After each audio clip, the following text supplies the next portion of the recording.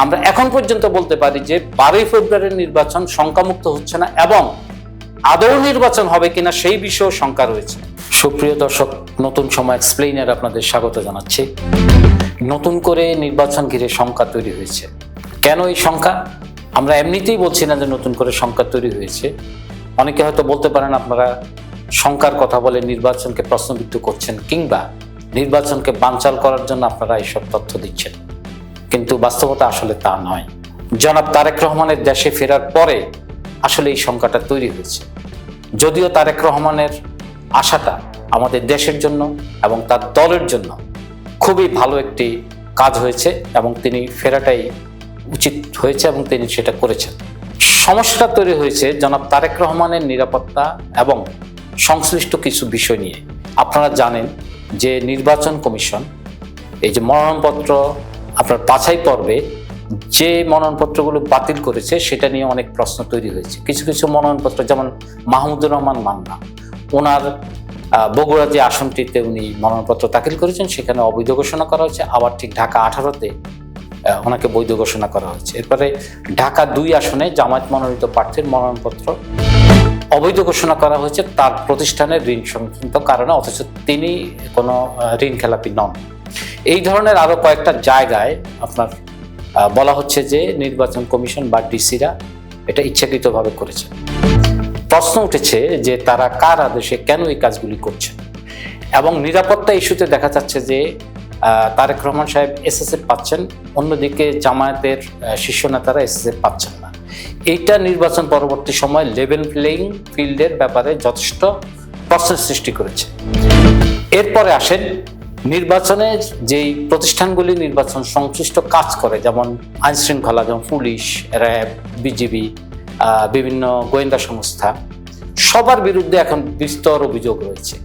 বিভিন্ন জায়গায় পুলিশের বিরুদ্ধে বিএনপির প্রার্থীর পক্ষে কাজ করার অভিযোগ উঠেছে, প্রশাসনের লোকদের উঠেছে। আমি বলছি না যে প্রশাসন পুরোটাই বিএনপির ভিতরে, বিএনপির পিছনে কাজ করতেছে, বিষয়টা এমন না, কিন্তু একটা পরিবেশ এবং পারসেপশন তৈরি হচ্ছে যে বিএনপি ক্ষমতায় আসছে।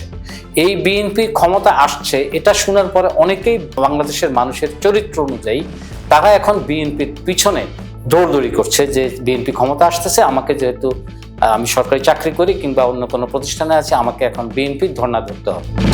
মানে এই যে নৈতিক একটা করাপশন মানুষের মধ্যে, এটা বাংলাদেশের মজ্জাগাত, এটা অনেক দিন থেকেই হয়ে আসছে। আমরা কিন্তু জুলাইয়ের বিপ্লবের পরে এই পরিবর্তনটা আশা করেছিলাম, কিন্তু সেটা হয়নি। বর্তমান ইন্টারিম গভর্নমেন্টে যারা আছেন তারা হয়তো বা সুষ্ঠু নির্বাচন চাচ্ছেন, কিন্তু তাদের আদেশ যে মাঠ পর্যায়ে পুরোপুরি বাস্তবায়িত হচ্ছে এটা কিন্তু আমরা বলতে পারি না। এটা হলো বাস্তব কথা। তাহলে এখন কি হবে? আপনার বড় যেই বিএনপির প্রতিদ্বন্দ্বী, ধরেন বিএনপির বাইরে জামাত যেটা আছে, তারা কিন্তু এখনো আমার যতটুকু আমাদের দেখা, তারা কিন্তু এখনো চূড়ান্ত কোনো বিষয়ে কথা বলছেন না।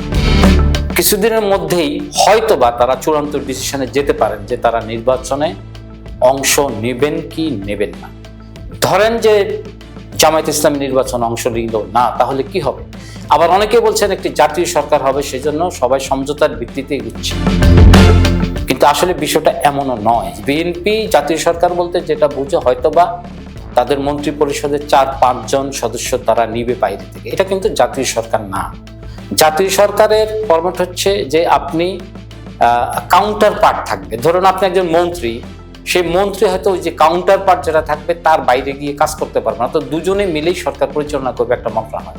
কিন্তু বাংলাদেশে যেটা হয়, আপনি প্রতিমন্ত্রী নিলেন, মন্ত্রী নিলেন একটা ক্যাবিনেটে, তাদের আসলে কোনো পার্ট থাকে না, কোনো জায়গায় কোনো পার্ট থাকে না। তারা জাস্ট শো, একটা গাড়ি ইউজ করলো, পতাকা ইউজ করলো, এতটুকুই যথেষ্ট।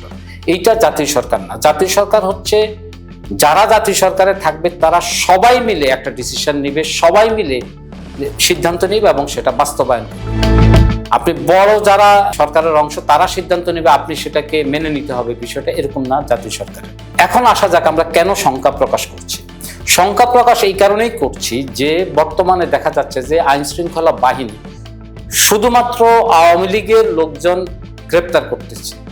আমরা বলছি না যে আওয়ামী লীগের লোকজন বিনা ওয়ারেন্টে বা এমনিতে কেন ধরে নিয়ে যাওয়া হচ্ছে, সেটা একেবারেই খারাপ কোনো দিক। সন্দেহের বশতে পুলিশ ধরতেই পারে, সেটা শুধু আওয়ামী লীগ কেন, সেটা বিএনপিও ধরতে পারে, জামাতও ধরতে পারে। বাস্তবতা হচ্ছে যে আওয়ামী লীগের লোকজন যেভাবে ধরা হচ্ছে, কিন্তু তারা কতটা নির্বাচনের জন্য হার্মফুল এটা কিন্তু এখনো ফাইন্ড আউট করা যায়নি। বরং আমাদের কাছে যে তথ্য আছে সেটা বোঝা যায় যে বিএনপি এবং জামাতের লোকজনেই নির্বাচনের পূর্বে সহিংসতা করতে পারে এবং তাদের সহিংসতার কারণেই নির্বাচন সুষ্ঠু হয়তো হবে না।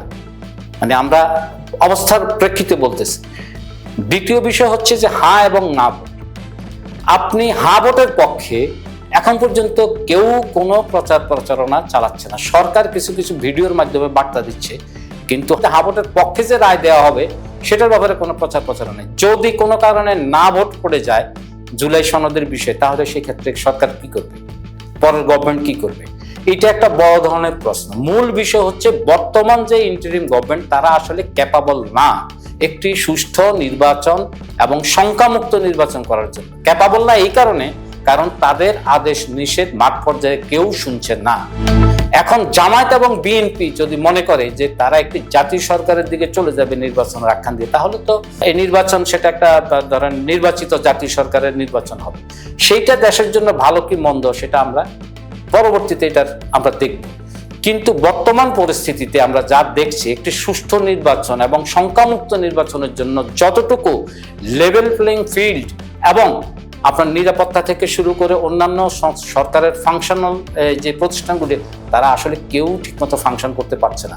মানে এটা ভাষা হচ্ছে, শক্তিশালী কোনো ভাবে কেউ ভূমিকা নিচ্ছে বলে আমাদের দৃষ্টিতে প্রতীয়মান হচ্ছে না। অতএব আমরা এখন পর্যন্ত বলতে পারি যে 12ই ফেব্রুয়ারির নির্বাচন শঙ্কামুক্ত হচ্ছে না এবং আদৌ নির্বাচন হবে কিনা সেই বিষয়েও শঙ্কা রয়েছে। সুপ্রিয় দর্শক, আগামী পর্বে আবার দেখা হবে। সে পর্যন্ত ভালো থাকেন।